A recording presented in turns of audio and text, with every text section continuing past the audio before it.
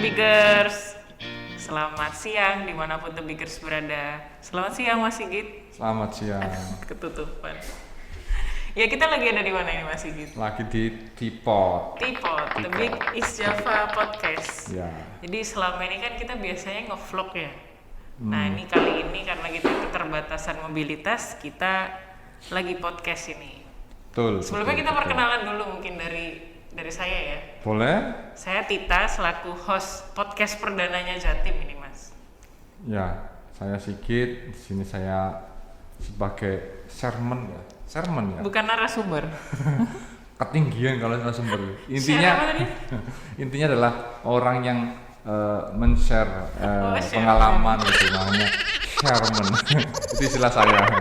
Oke. Nggak apa-apa, intermezzo di awal. Ya.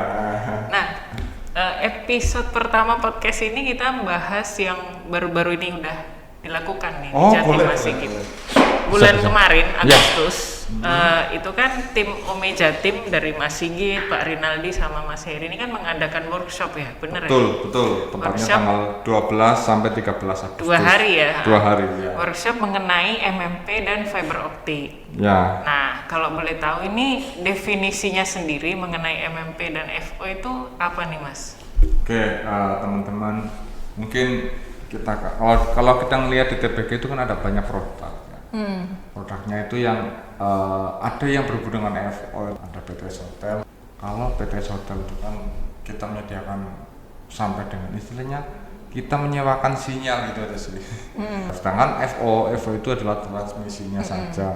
Jadi transmisi kalau dulu itu kan kita mengenal banyak transmisi menggunakan radio, sekarang menggunakan FO. Kenapa pakai FO? Karena FO adalah transmisi yang sampai dengan saat ini itu adalah yang kapasitinya paling banyak, bandwidthnya paling lebar, dan kecepatannya ya maksudnya tinggi gitu sih. Itulah kenapa FO sebagai transmisi utama rata-rata untuk BTS bahkan sampai ISP pun sekarang sudah menggunakan FO. Begitu.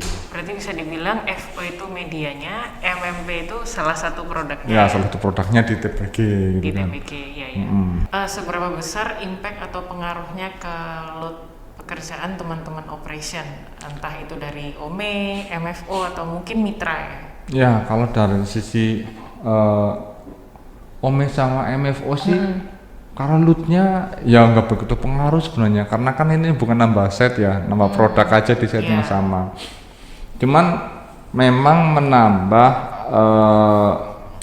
waktu untuk monitoring, ya kan. Kalau dulu itu kita hanya melihatnya trouble ticket pemadaman, sekarang juga ada trouble ticket FO cut.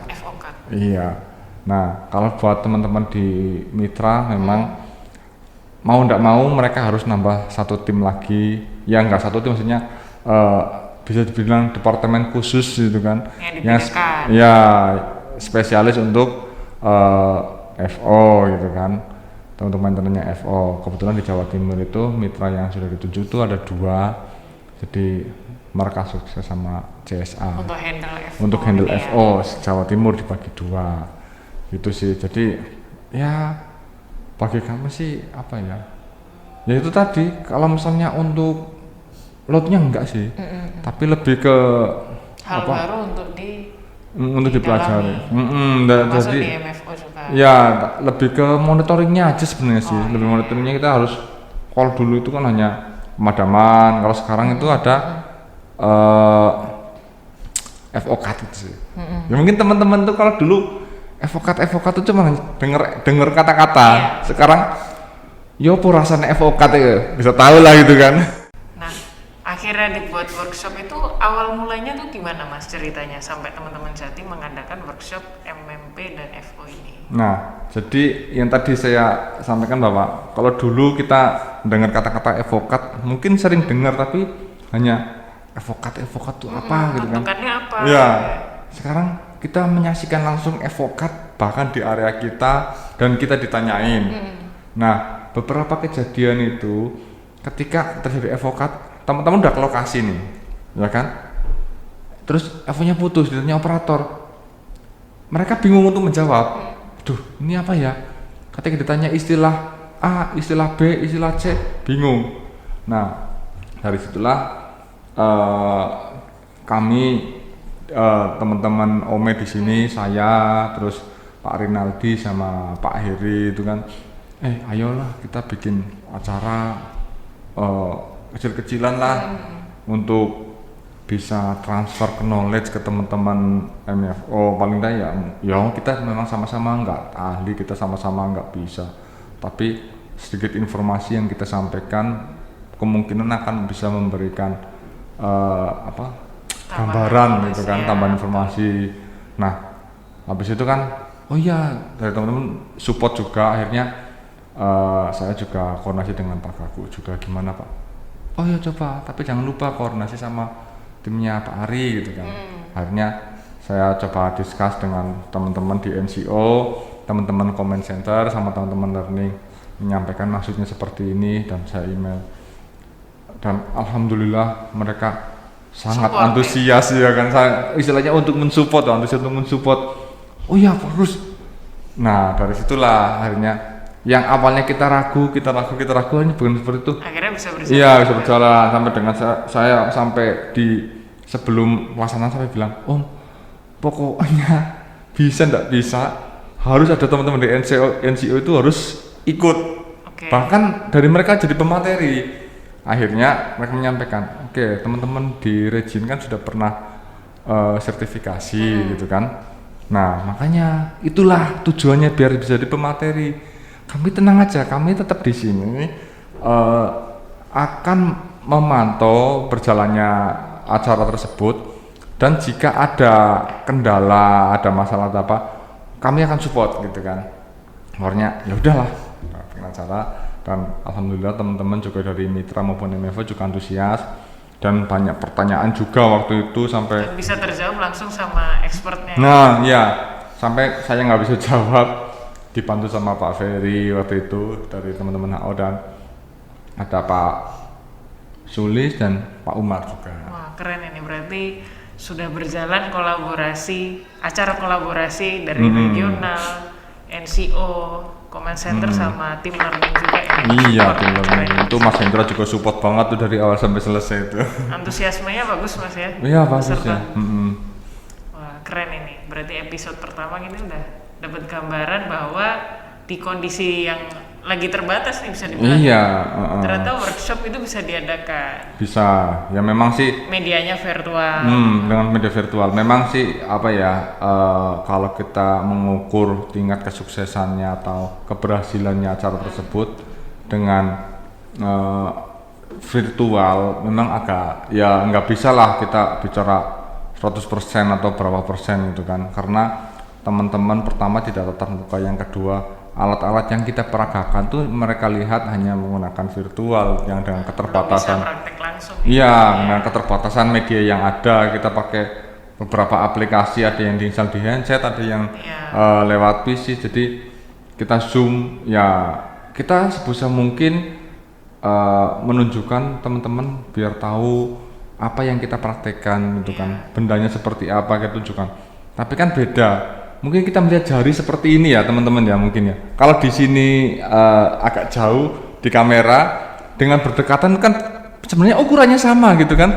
Tapi begitu dekat kelihatan besar ya kan. Nah disitulah mungkin buat teman-teman, oke, mereka udah paham FO seperti apa.